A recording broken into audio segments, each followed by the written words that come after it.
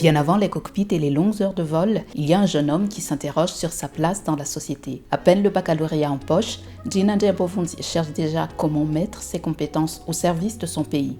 Son ambition est guidée par une passion qui ne le quittera plus, l'aviation. Rehefa nanomboka ohatran'ny hoe conscience zany hoe lasa olom-pirenena dia vita amin'ny bac dia andeha hianatra inona amin'izay ary ny fianarana ho atao hoentina manampy ny fitombon'ny société.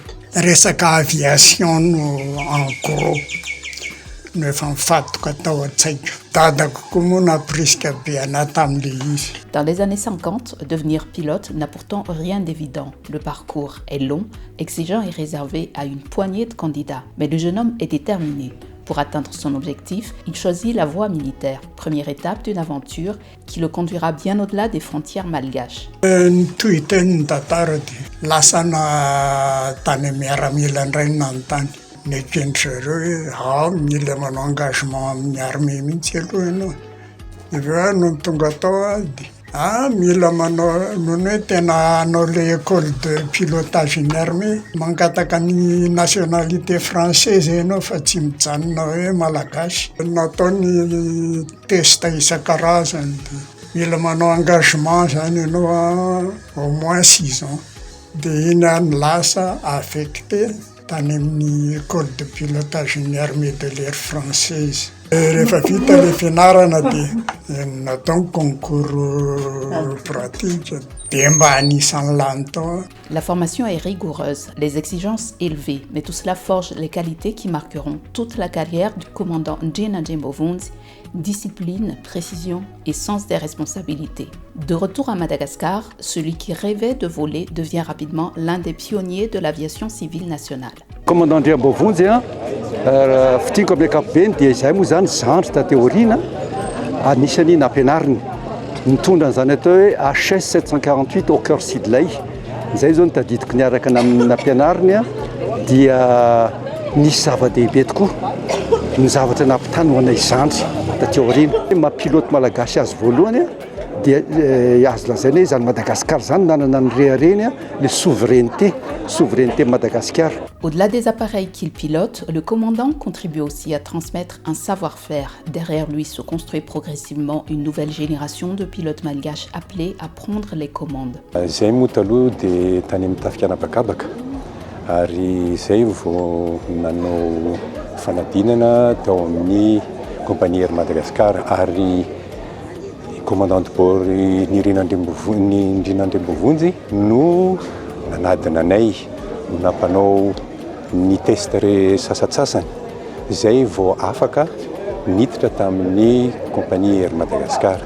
Izy raha tao moa zany efa mitondra fiaramanidina tany amin'ny tafikanabakabaka dia mety zay koa ngamba noho ny rigueur zay ny nomenanay dia zay koa mbola nitazonina tato amin'ny Air Madagascar.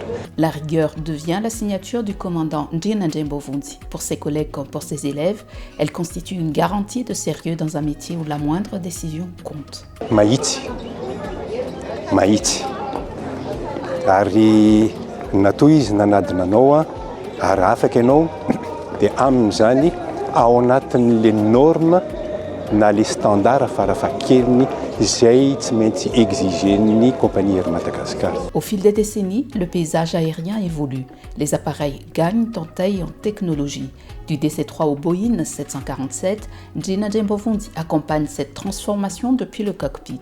Son parcours épouse celui du développement de la compagnie nationale et de l'aviation malgache. La discipline qui a guidé sa carrière ne s'arrête pas à la porte des avions, elle devient un mode de vie. Aujourd'hui encore, à 93 ans, ses anciens collègues y voient l'une des clés de sa remarquable longévité. Ary eto zany dia te hiteny ihany koa hoe ny tena namazona le zokinay io tena hoe nahazoany 70 taona zao ny enitsika teo dia ny fahasalamana ny pilote zany isaky ny enim-bolana dia manao visite médicale jerena dolidoly hatrany amin'ny tongotra tany amin'ny atidoha. Ny dikan'izay zany le fahasalamana dia zao vokany mahita ny commandant Njembovundi nahazo 70. Après 30 années passées sous les couleurs d'Air Madagascar, l'heure de la retraite finit par arriver, mais certains parcours ne s'arrêtent jamais vraiment. Ils continuent de vivre à travers ceux qui les ont côtoyés et les générations qu'ils ont inspirées.